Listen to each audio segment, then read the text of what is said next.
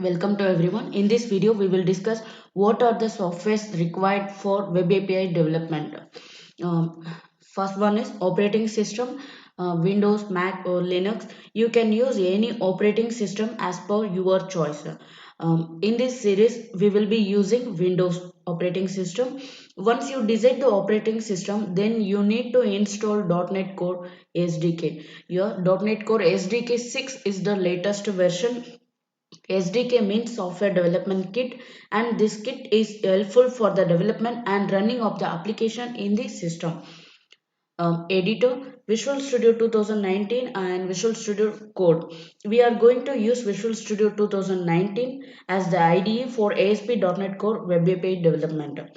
Database SQL Server 2019. To work with Web API, we will use SQL Server 2019. To interact with the database, we will use SQL Server Management Studio.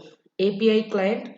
To work with Web API, we need API client, Postman, Swagger, and etc. Here, Postman and Swagger, these are client tools which can be used to test Web APIs.